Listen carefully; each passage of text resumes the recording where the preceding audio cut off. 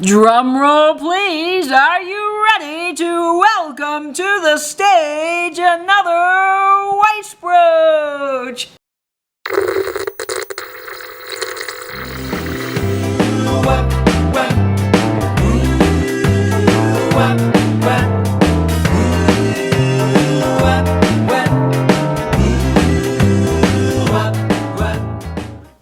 Hey guys, this is Katie with Vintage and Vinyl, back with another great video for you today. And in this video, I am thrilled to be bringing back the brooch. We are now in case 4 of my vintage brooch collection. This is the last case I have, so I thank you all for touring my brooches and coming along for the ride. I hope this has inspired you to bring back the brooch, whether you wear it on your shirt, your hat, your bag, just do something fun, because these pieces really do elevate an everyday outfit. Now, case 4 is one of my favorite cases just because of the color. I absolutely love red, and this is a beautiful vintage mealy case. I picked this up in Cape Girardeau, Missouri, at one of their fine antique malls on Main Street. And this just has a whole lot of fun eye candy in it, and I can't wait to show you. So let's jump into this video. Oh my goodness, you guys, I'm so glad to be back doing another brooch video. I have had so much fun filming and shooting this series for you guys, and I want to thank each and every one of you who's tuned in each week and been along for the ride. This has just been a ball. Now, the first piece I'm going to share with you today is a really unusual piece I picked up from Alex over at Chapter 2 Vintage Co. Now, I bought this about a year ago from her eBay store. She had a lot of jewelry, and one of the pieces in it was a New York City skyline brooch, and of course, because I love New York, I had to pick that up. I featured that brooch in one of my other brooch videos I did here on the channel, but this was a really cool gem that I found in the mix with all the other jewelry, and I was so excited about it because I see lots of feathers. It's a pretty common motif in brooches, but I've never seen a feather like this, and I thought it was just stunning. Now, this piece is so unusual because, unlike any feather, it actually has a 3D element. It has this stone sticking up from the center of it, and I think that is just to die for. I love all the movement and texture in this piece. It is really, really beautiful, and it matches so well with the gold tone of the brooch. Now, when I was doing some research on this stone, because I'm no expert on gems and stones and minerals, I thought, you know what, let me ask Peterson from the chats if she knows what this is, because I know she has a collection of rocks. So I reached out to her and she said, yeah, I think that might be epsidode. Now, I'm not sure I'm saying that correctly, so I'll spell it. It's E-P-I-D-O-T-E. And sure enough, when I Googled it, I'm pretty sure she's right. Now, this green stone is actually common in the Great Lakes. And when you Google it, it says that it's pistachio in color, which I think is just a hilarious way to describe a stone, but it's totally accurate. It does look like a pistachio in its coloring, and it's just a beautiful stone. So thank you, Peterson, for your help identifying this piece. I just love this. It is gorgeous. Now, the pin back does extend past the clasp a little bit, so I do think this probably has some age to it. Maybe 1950s would be my guess on that, but I'm no expert on dating jewelry. I just think that this is a very classy piece. Okay, so the next two brooches I'm going to share with you are made by the same maker, and they were actually produced for the everyday woman, and they were sold in department stores all over the U.S., particularly in Woolworths, and this piece is a BSK brooch. Now, I've talked about BSK quite a bit in the last couple of weeks, but I really do love how affordable they are. You get a lot of bang for your buck, and they're great quality. Now, BSK is a pretty common mark on a lot of brooches, and BSK stands for Benny Steinberg, Slout and Koslow. They started their company in 1948 in New York City, and this brooch was a wonderful friend mail gift from Dee over at Thrill of the Thrift. I don't actually have like a bow or a ribbon brooch in my collection, so I was really, really excited to receive this in the mail. It is gorgeous, let me tell you guys. I love the brushed gold with the shiny gold. That two-tone metal color and texture is just wonderful in my opinion. And I love the way they've tied the bow in the center with those crystal rhinestones. Just so cool. Now, it is marked BSK on the back. I'm not exactly sure of the age here. Again, this extends past the clasp just a little bit, so I would assume maybe like 60s maybe for this. I'm not entirely sure. It could be 80s though, given that kind of mixed metal look, but I just think it's gorgeous. And Dee, I can't thank you enough. This is just a lovely piece. Now, the next BSK brooch that I have to share with you all is a really cool goldfish, and I picked this up recently over at Fans and Stoves, and I couldn't resist. Now, I have fish in my collection, but I don't actually have any goldfish, and I loved the texture on this piece. This is sort of like a spaghetti that you would see on some of those vintage figurines, and the detail to the eye and the fin in the back, or the tail, whatever you want to call that part on the goldfish, is just amazing. And this is another piece where the pin back here does extend past the clasp a little bit, so I do think it gives it some age. And there's the BSK mark right on the top of the fish. I just think this is a really well-made piece, and it's so fun to have a goldfish in your collection. Who wouldn't want this little fella? Well, you guys know how much I love my Trifari, so I've got 2 more Trifari pieces for you today. This piece I bought about 2 years ago, I believe at Avonlea Antiques, another antique store we have that I hope to take you guys in soon. And this is just a really well-made piece. Trifari made some excellent quality pieces back in the 30s, 40s, 50s, 60s, through really the 80s. And I love the emerald green stones in this piece. I think this is supposed to resemble like an ivy vine that's curling around. It's really unusual, and I love, love, love the way they've done this. Now, Trifari was founded by Gustavo Trifari and his uncle in 1910. And I do want to point out that there are a couple of marks to be on the lookout for when you are buying Trifari. So this Trifari piece actually just has the word Trifari on it. There's no crown on the top of the T. And I don't even know that the camera is going to pick that mark up because it is really, really little. But Trifari marks that just are Trifari were very, very common in the 1950s all the way through the 80s. Now, in 1925, if we reverse a little bit, they had a mark KTF, which is Trifari, Crustman, and Fischl. And then in 1920s, they started producing Trifari pieces that actually have the little crown over the T. And the next piece I'm going to show you does actually have that little crown, so it is a crown Trifari piece. Now, all Trifari pieces are really worth paying attention to. They're good pieces to be on the lookout for, whether you're reselling or collecting, but definitely look out for those crown Trifari pieces because those are unique and they really are great quality.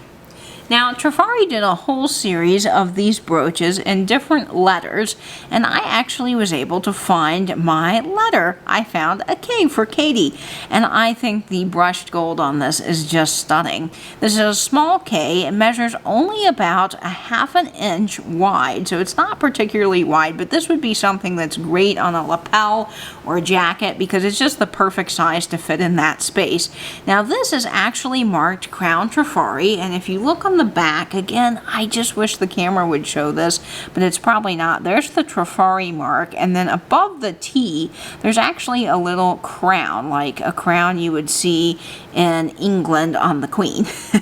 So that, I think, is really cool. I love Crown Trifari pieces, and I'm always looking for them. This is a really lovely piece, and I just keep talking about the pin back extending past the clasp a little bit, but I do believe that is a way to help date brooches, so I do think that gives this piece some age, and I love, love, love having a K.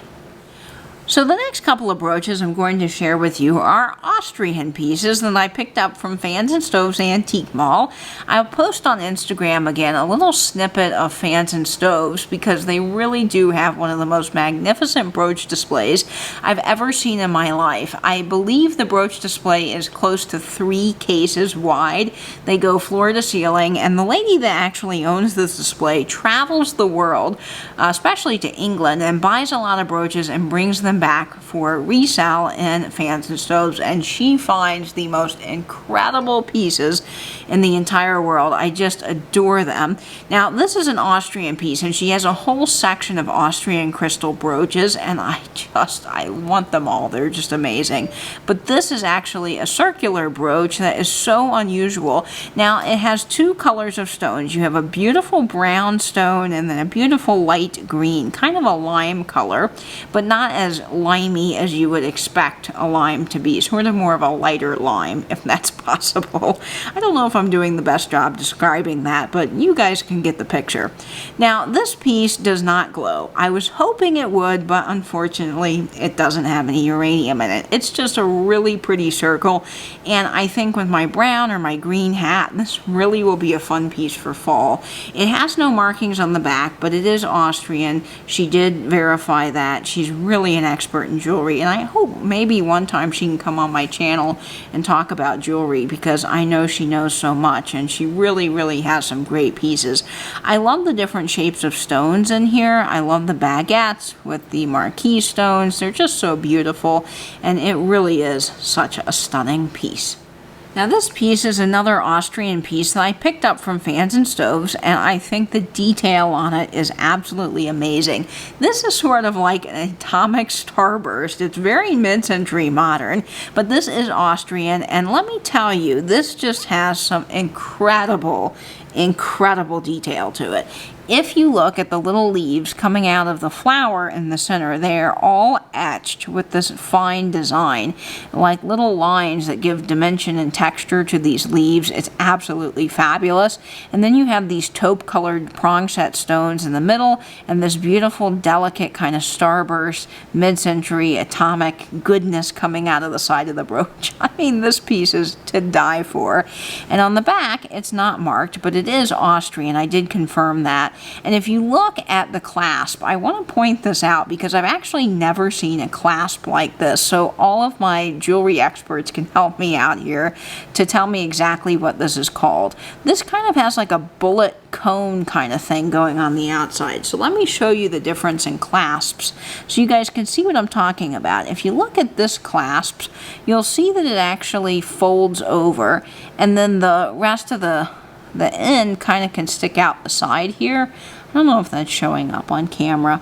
There it is. And then this one actually does the same thing, but it kind of has like a little extra reservoir or a little groove here for the pin back to sit. And I think that is so cool. I've actually never seen anything like that. I think it's really unique.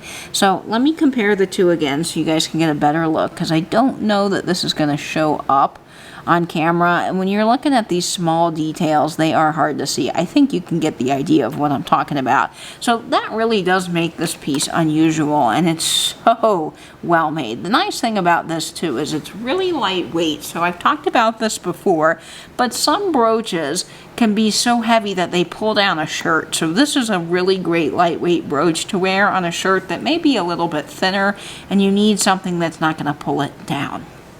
Now, going along with the starburst theme that I absolutely love so much, I wanted to share this brooch I picked up from Kim at Oh My Vintage. Now, I don't remember if I've shared this in another video. I did do some brooch reorganizing and kind of zhuzhed up my jewelry cases and got them all back in order. And I put this one in the red case, but I was thinking, you know, if it came from another case, I might have already shared this on a previous brooch video. So if you've seen it, just marvel at it again because it is spectacular. I got this from Kim at Oh My Vintage on her Etsy store. She has an amazing Etsy store with lots of good jewelry, and I had to have this piece, A, because it was red, and B, because it was in a starburst shape, and of course C, because it was coming from Kim, and it was just such a really beautiful little piece. This brooch measures only about 1 inch wide, so it's not particularly large, but what's really cool about it is you can actually wear it as a pendant too. So it's got a little loop here, and I like these brooches that can be converted into pendants because they really are so versatile when you're traveling and you need maybe a necklace for an evening outing, but you might want something fun during the day like a brooch. So it really does do well when you're traveling and you need a multifunctional piece. Now, this is probably from the 50s. I do think it's got some age to it. It is really pretty. I have seen other brooches like this, but I've never seen one that's actually got the pendant on it or with the red stones. I typically see them with blue stones when I do find them online. So this is really cool. And all of those little pieces are prong set, so this definitely has some great quality.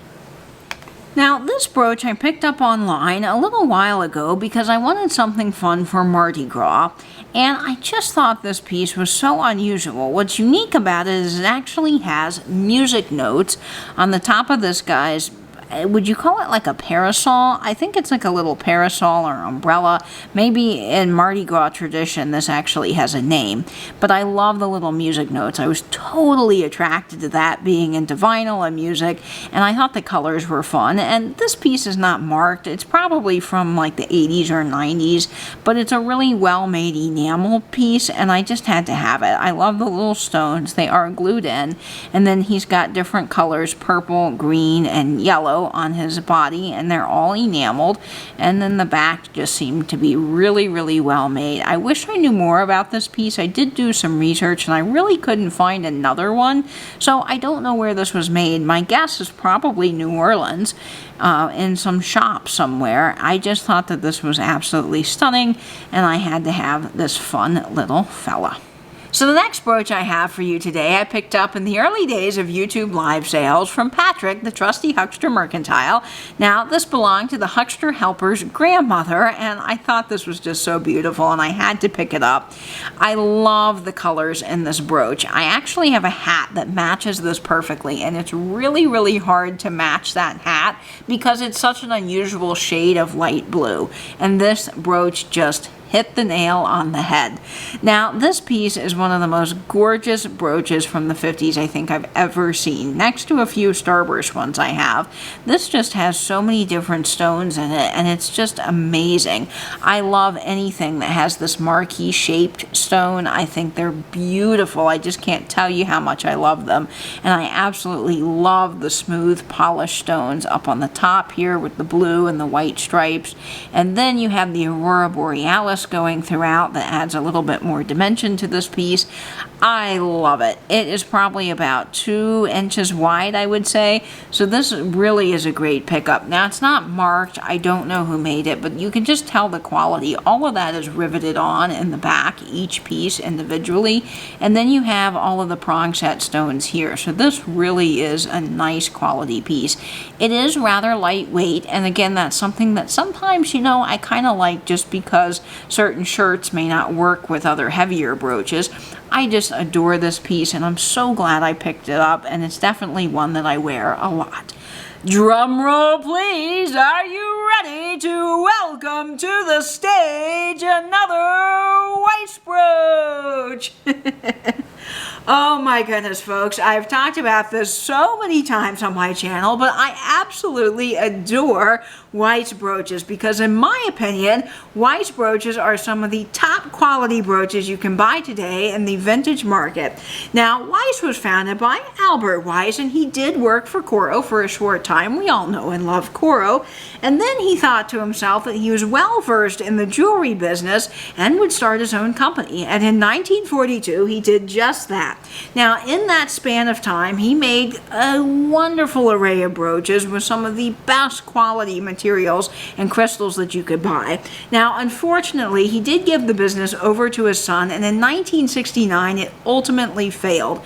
So when you talk about Weiss, you talk about a company that wasn't really around that long. So when you find Weiss pieces, they are pretty unusual. Now, I'm not saying that they're rare, but they're something that you don't see every day. They're not like your BSK or your Trifari or your other makers that are typically out on the market in mass numbers. So when you find Weiss, they really are something that you want to be on the lookout for and that you want to pick up, because Weiss really will retain its value, I believe, especially the crystal ones, and they're something that just is of the best quality.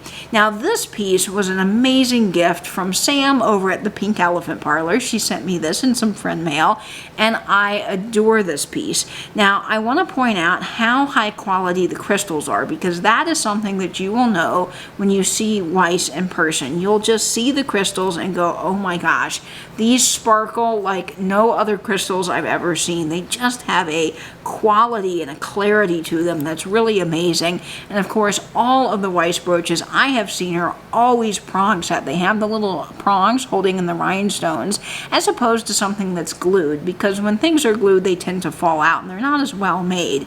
You'll also notice on Weiss pieces that on the back, The metal is extremely smooth, almost like a high gloss polish. It's almost buttery to the touch.